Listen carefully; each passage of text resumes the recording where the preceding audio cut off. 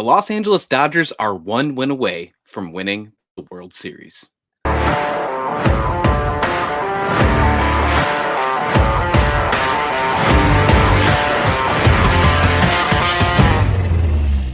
Yes, welcome on into First Pitch for Tuesday, October 29th, your source of news, notes, and updates on Major League Baseball. I'm your host, Lindsay Crosby. Follow me on Twitter at Crosby Baseball. He's Christian Rauh, woke back from his trip. Follow him on Twitter at Christian S. Rauh, R-A-U-H. And Christian, what a heck of a time to go out of town, man. This series is almost over while you've been on the road. I want to get to Aaron Judge's lack of production in the World Series. I want to get to Walker Buehler looking like he might be back in what is probably his last start before free agency. I want to get to Freddy Freeman and his heroics. But first, have you ever seen a more deceptive final score than 4-2? Because this game, despite it being a 2-run lead when the final out was recorded, this game was nowhere near that close. When you look at the fact that those 2 runs came on an Alex Verdugo hit in the 9th inning with 2 outs and 2 strikes, and that was the first runs that New York scored in the game was at the very end. Yeah, there was a couple things that happened at the end of the game in the late innings that I want to talk to later on that might have made this one a little closer, but other than that, no, this game wasn't close at all. And thankfully there are TVs in hotels rooms because I haven't missed a single inning of this World Series, but I am surprised that it's already 3-0. Like I said, I'm surprised. And this might just show, okay, maybe this is why MLB is making this happen. Maybe they're like, hey, people know that we want this to go 7. They got the script, so we can't let it go 7 now. Maybe they're trying to play some reverse psychology on us, Lindsay. But the air was sucked out of Yankee Stadium just from the first inning. I mean, you get into the Bronx, the weather's nice. This is the first time you get a World Series matchup in over a decade in Yankee Stadium, and Freddie Freeman just sucks the air out of the Bronx. It was incredible. The home run was incredible. You know, we entered this World Series when we previewed it last Friday with you, myself, and Troy. We were questioning, will Freddie Freeman even be a remote impact at all? It's so laughable looking back at that just from a few days ago after what we've seen from Freddie Freeman over this last 3 games. It's just incredible. He has a home run in his last 5 World Series games, dating back to the 2021 World Series Game 5 when he was with the Braves. He loves playing in October. We talked about Kike Hernandez being in October. We're not talking enough about Freddie Freeman. We're really not. Freddie Freeman is Canadian for Mr. October. Nice. There it is. There we go.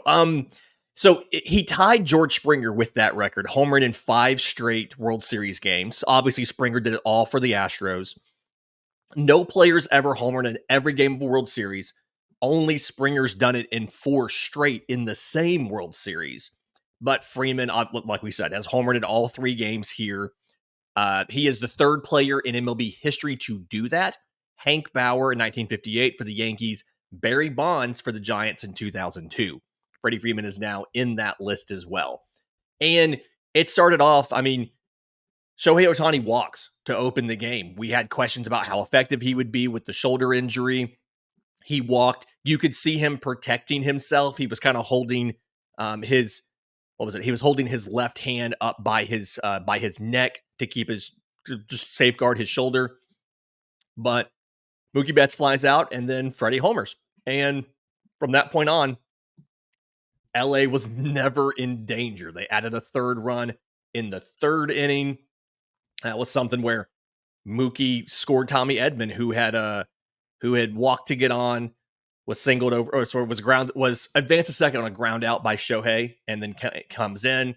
They turn around again in the 6th. They add another run, and it's just New York could never figure out what to do and could never get anything going offensively. They finished the game with only 5 hits. And again, the 9th inning contributed a little bit of that. Freddie Freeman is the favorite, obviously, to win World Series MVP. We've already kind of talked about how unlikely it was that he came up and did this after not having much of an impact so far in October with this sprained ankle. But this is something, and I had this conversation on the Braves pod yesterday. I got a little bit of pushback for it. If the Dodgers win this World Series, which feels likely, and if Freddie Freeman is the MVP of the World Series, which feels likely, not only to me is he a lock to make the Hall of Fame, but it feels like that's now a situation where he's not going to go into the Hall of Fame with the A on his cap. It'll be, at best for Braves fans, a blank cap like what Greg Maddux did, where he divided it between Atlanta and Chicago and just went in with a blank cap. Oh man, I didn't even thought about that, but you're probably right. Yeah, I can probably see a blank cap going, especially because there's a lot of still. I think there's still a lot of bad blood between how he left as well, and I know it goes on each side, but that's a good point. Yeah, we might be seeing him. I don't think it'll be as just a Dodger, though. I think you're right. The blank cap thing, I like that. I've never even thought about that until right now. Yeah. So you're He putting has me kind of like off guard, but wow, he has more WAR with Atlanta. He spent obviously more time both in the of majors course. and with the organization, but winning a championship with both teams and doing it in the way that he did, being a World Series MVP, which he was not that for Atlanta when they won. He was an instrumental part. Like you said, he homered in Mhm. some of those last games, but He's a it, local LA kid too, right? So yeah, that doesn't help. he is of Canadian descent, but he is, he's from LA, he's from California. And part of that was part of the whole reason why people um why he left. Part of it was chalked up to wanting to get back home. His wife is from there as well. And Interesting. so yeah, I mean it I got a lot of odd pushback from Braves fans who were like, no, Freddie Freeman's going to be a Brave in the Hall of Fame. And I'm like, I don't think he is anymore. I think he if maybe this time last year he could have. He has a couple years left in LA. They could win another. Feels like it's a blank cap situation. I agree. Yeah, I think you might have just been hearing something from some Atlanta shaded glasses on that one. But and Yeah. you try to think of an unbiased approach. I mean, Freddie Freeman's had some amazing years with Atlanta, no doubt. But what he's done in Los Angeles since he's swapped over to the Dodgers has been really impressive too. And it's on the back half of his career. Hmm. When you talk about former greats of the Atlanta Braves, one of them guys being Dale Murphy, he didn't have a great second half of his career, although I think he should be a Hall of Famer. Yep. When you talk about guys like Andrew doing great things in the Jones. back end of their career, exactly. And if Freddie Freeman's doing it, and he's doing it in a Dodgers cap, yeah, I could totally see him going in and a blank cap in Cooperstown. That's a really interesting thought. I never even once thought to put that to mind. Yeah. And kind of on this Dodgers point, being up 3-0 now. I think the thing to know is teams who have gone up 3-0 in a best of 7 series have won it 98% of the time. So 39 out of 40 times.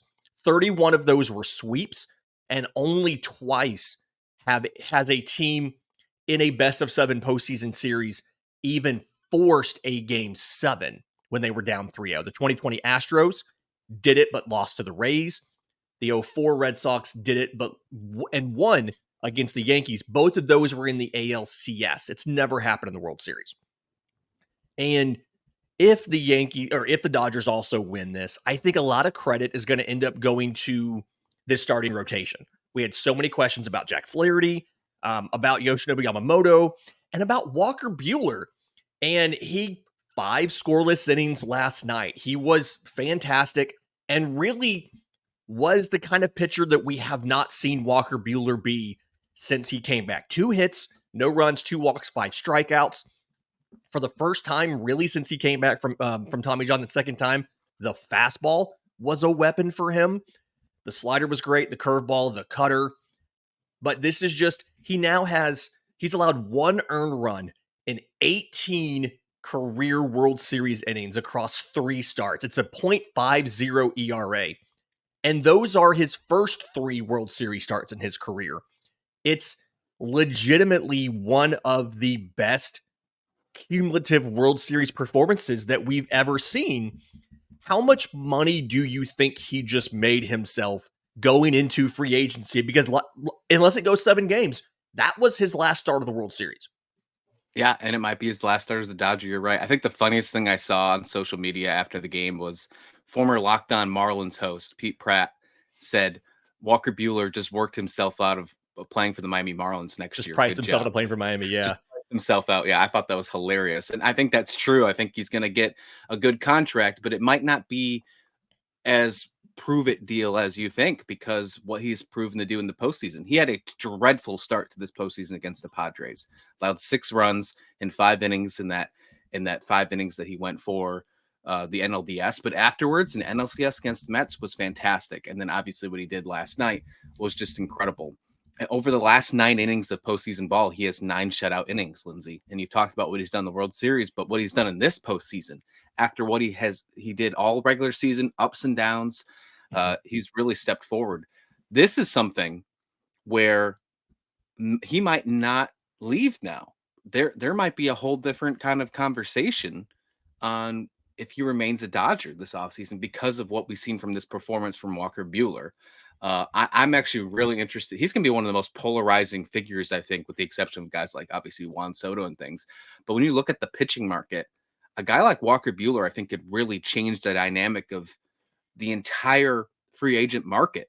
He's not going to be the most highest paid player in the pitching market being signed. Sure, I get that, no doubt about it. But somebody could feel that this is a key piece that could be in the middle of their rotation. It could be somebody that's not even considered a contender right now going for that. And yeah, it could really change the entire landscape of the game, especially if you get a guy like postseason Walker Buehler in the regular season in 2025. So if someone's interested in taking a chance on him, let's just say, for example, the Detroit Tigers. What if they go after Walker Buehler, right? And he gives them the type of performance that they're getting right now in the regular season. You know, you're right back to the same spot you were at the beginning of the year with a Flaherty and Tarek Skubal, but then now you also have all those other pieces that got you into the deep run in the playoffs. So really interested to see what Walker Buehler can do moving forward. But overall, I'm very impressed of this pitching rotation because, again, I'll go back to what we talked about on Friday. We were really off, I guess, on that preview because we had no idea what we were going to see from Freddie Freeman, which I think was a fair point, by the way. I Yeah. don't think we were the only A ones. lot of people were in that same boat we were. And then, of course, with the rotation, I also don't think we were the only people in the world because what we have seen, we saw some ups and downs from Flaherty. He didn't have the best outings in the NLCS, especially his second start, right? Yamamoto just coming back from injury. There were still some questions about that. And then Walker Buehler, this was his first ever start at Yankee Stadium. Yeah. So it's And just he does wild that never happened like that. And kind of going back to Buehler for a second, you mentioned he's going to be a little bit polarizing. I think he's going to have the biggest delta between what he could, like between his performance he could give you and the salary he's going to get.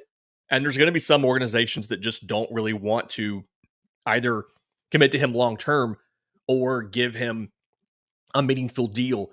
I do want to point out some comments that he made both before and after the game that a lot of people have kind of seized on that are really interesting. So on Thursday, he talked about the lack of expectations from him because of how he struggled this year, right?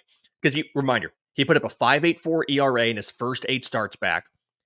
He went on the injured list in July and he left. He went to a private facility in Florida to try to work on his mechanics and things like that, and then came back and wasn't that much better when he came back before turning it on in the postseason.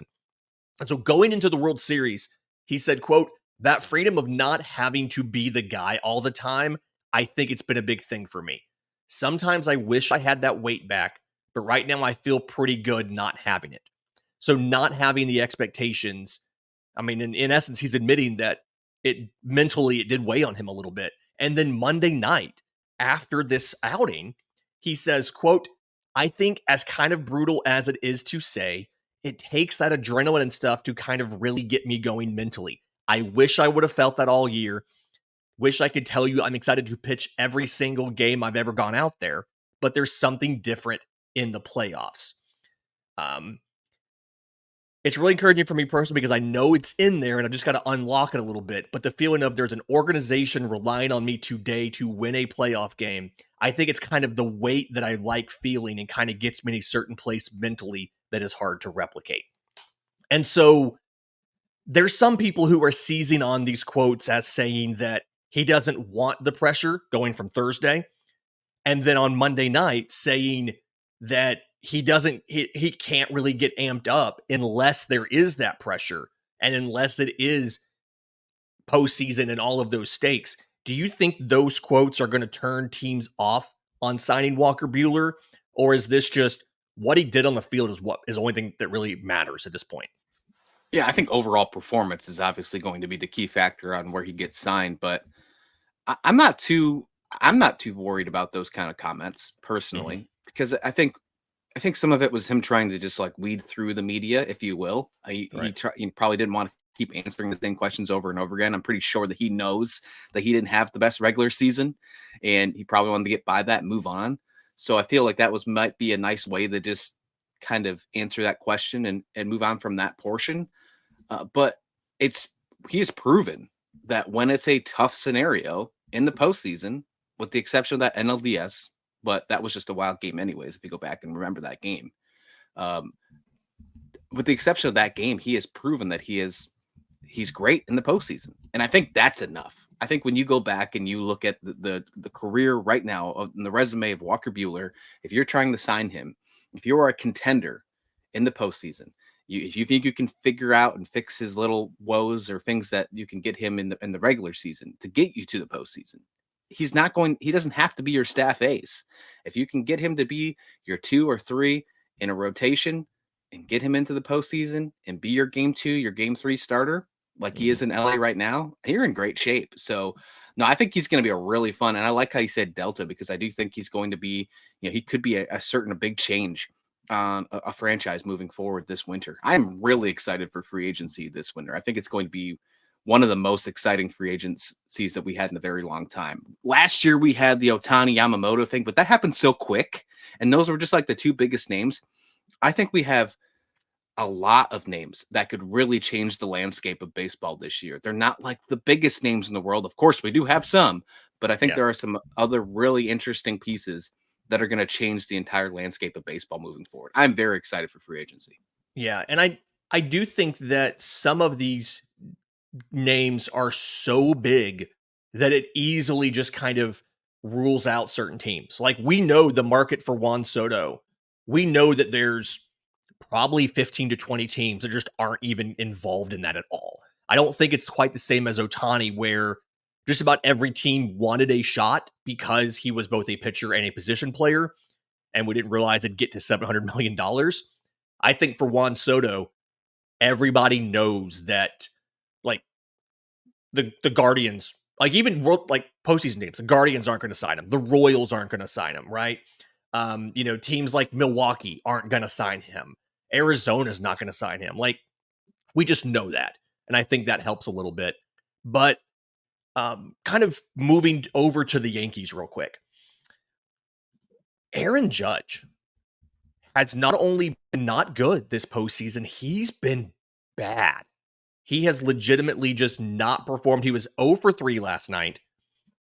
He does not have a multi-hit game in the postseason. He's batting 140. He's 6 for 43, 20 strikeouts, and 2 double plays. And now in his career, he's batting 196 in the postseason. There are 2 hitters in American League and National League history to hit under 200 with more than 200 postseason at-bats. And it's Aaron Judge and Reggie Sanders.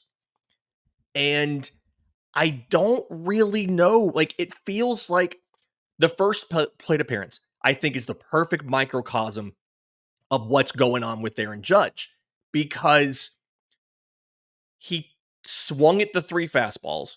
He took the 3 breaking pitches, but he just swung and missed. He has a 45% whiff rate in the postseason. Is this anything like, and he's chasing 35% of the time in the World Series so far. Is this something that they can fix? Or is this just, it's too little too late? This series is going to be over, and you have to hope you can make it back in the postseason and figure out how to be better next time. Yeah, for the sake of Aaron Judge's career and legacy, and I'm not afraid to say this, and this is going to be a very polarizing opinion, but for the sake of Aaron Judge's legacy as a Yankee, if he does not change his postseason ways, there is no way that you're going to be able to put him in the same category as the top Yankee greats that some like to do right now, despite the number of home runs he finishes his career with. Despite he, the Yankees are known for winning World Series, for doing great, big things. Let's be honest. They're the reason they have a lot of World Series wins.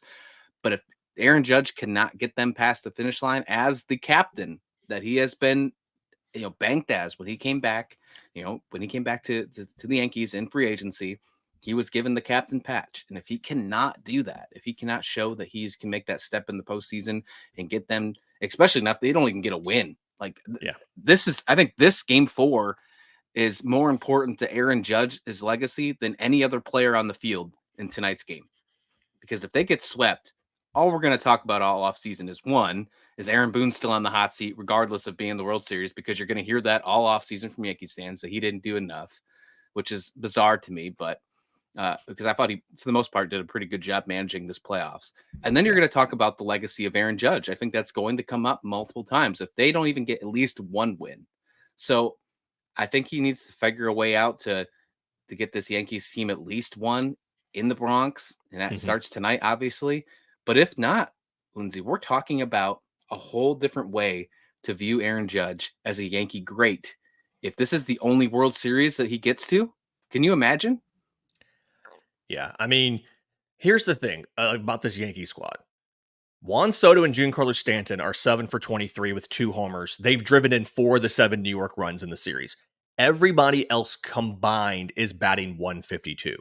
And it's one thing for Alex Verdugo to struggle. It's one thing for Austin Wells to struggle. Jazz Chisholm to struggle.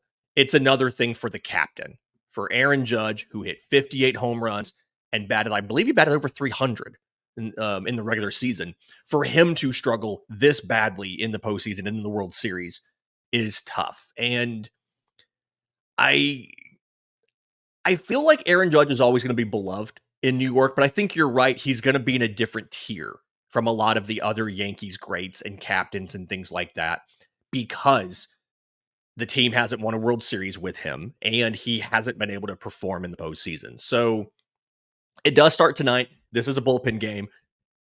Weird to think this. If you're the Yankees, you're happy to not see a Dodgers starter. The Dodgers starting pitchers, 16 and 2/3 innings so far in the World Series, have held the Yankees to 3 runs. Like, it's wild to think that you're happy to not have to face a Dodgers starter, when to us, and we said this in the preview last week, that was the weakness for the Dodgers on the pitching matchups, was the rotation, and they've just come out here and been great. You've got to get a win in the bullpen game tonight to get it to game 5. Garrett Cole will come back for game 5. His last 3 starts, all in the postseason, 17 in the 3rd innings, 12 strikeouts, 4 walks, 2.08 ERA. If you can get it to game 5, he gives you the ability to stay in a game, have an opportunity to win. I'll remind you, he held LA to 1 run over 6 innings in game 1. They didn't win that until extras. It's just you've gotta get a win tonight to extend it to Garrett Cole. And at this point, I just don't know if you will. I think that's the problem. Makes you wonder if Garrett Cole's going to be available in the bullpen tonight. We talked about how I talked about on Friday, one of the biggest memories that I remember Garrett Cole in the postseason is him sitting in the bullpen waiting to come out when he was a Houston Astro, sitting in his windbreaker. Are we going to see him in a Yankees jacket waiting in the bullpen and then not ever coming out and the Yankees get swept? Is that going to be just like another polarizing, image of Garrett Cole in his postseason career? It's going to be a wild game in game 4. And, the Dodgers go into the bullpen. That's an interesting piece as well, because they used 6 different bullpen arms last night, 7 different pitchers if you include Buehler, but they had 6 different bullpen arms come out last night. Now, only Brazier and Kopech went a full inning, but that's still something. I think we're going to see a lot of different pitching changes. I think Dave Roberts is going to throw out all the stunts because I think he's going to want to get the sweep. Why wouldn't you? Not only are you going to win the World Series, but you're going to be able to sweep against the New York Yankees. We're going to be talking about this World Series forever if that happens. The Dodgers are never going to let this one down. And why would you? To not have a Mickey Mouse World Series? Yeah, and sweep the New York Yankees while doing it. Yeah, absolutely. Yeah. This will be...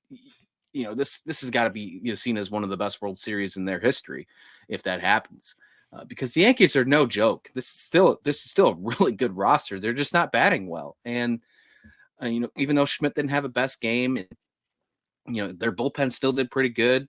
There was a lot of there's been a lot of issues with the Yankees. I will say this one thing though, and I kind of teased it at the beginning of the podcast today, Lindsay. There was one point, and I think it was the 7th inning. Anthony Rizzo got hit by a pitch, or no, excuse me, he got a single, Yeah, he has a and he got on base. Right after that, Austin Wells, we talked about, comes in, he gets a low pitch for a strike 3 call. That was pretty huge. And then right after that, Gleyber Torres gets a strike 3 call on a pitch that was super high. I mean, it was not even close to end the inning. That could have changed everything in this game. It really could have, regardless of the score, even though it was 4-0 at the time. That could have changed this game very quickly. We have seen what they did against Cleveland in the last series late in games. That one moment could have changed this game. Obviously, it didn't, and the Dodgers are up 3-0. I get it. It's all in hindsight. But it makes you wonder. There's these little teeny things. Obviously, the Giancarlo Stanton, running straight up like the Tin Man to home base doesn't help either. But Ali, what there's a a lot sim. of little, there's a lot of very small things that could have changed in this game to make this one be 2-1. And we might be talking about the series being tied after this game. But instead, now we're talking about the potential, the Dodgers sweeping and ending the World Series in 4 games before it even gets back to Los Angeles. Oh, can you imagine the Boo Birds in the stands, in the bleachers, if the Dodgers win the World Series tonight in Yankee Stadium? They still have 2 more games to win it in Yankee Stadium. That's the crazy part. Yeah, and in that inning you're talking about, Verdugo walked, so there was 2 on. Gleyber Torres could have taken the lead. I think it was not at that point. Not at the 7th. It was 4-0 at that point. But he could have. I mean, he could have made it a 1-run game. So yeah, absolutely big there. And then Stanton gets sent. Teoscar Hernandez just blows him away at the plate. Hardest throw of the season for Teoscar. A lot of back and forth stuff. I want to say the Yankees win tonight. I really do. I want to think that they find a way to stave off elimination. But I said this in the show yesterday. I'll remind folks. Giancarlo Stanton's not actually been that good at home in the postseason. Almost all of his production in the postseason has been on the road. And so it's Juan Soto and I guess a little bit of Anthony Rizzo. And that's about really it. And at this point, I just don't think it's enough, even with the bullpen going for LA. I just don't think it's enough. I've got the Dodgers winning the World Series tonight and clinching in New York in Yankee Stadium. Yeah, I'm with you. How can you not? I think we're going to see probably something from Stanton. Stanton's really, taken off and had a great postseason. And who knows if this is the last postseason for him. So I think we'll still see something from him. If I'm a betting man, which I can't where I'm at right now. Although on my last trip I got the bet. Not College Sports is pretty cool for the record. There you go. I did not win, but regardless. But if I'm betting, so keep this as you will. You got to say Freddy Freeman's going to hit a home run, right? You got to go ahead and put those odds out there. And then I think we're going to get one from Giancarlo Stanton tonight, too. I think we're going to get one each. But I do think that the Dodgers are going to win this one because how can you not bet against them right now? What they've shown, it was not even close in last night's game, despite the rough calls from the ump towards the end of the game. The Yankees have to pull out all stunts. There's no doubt about that.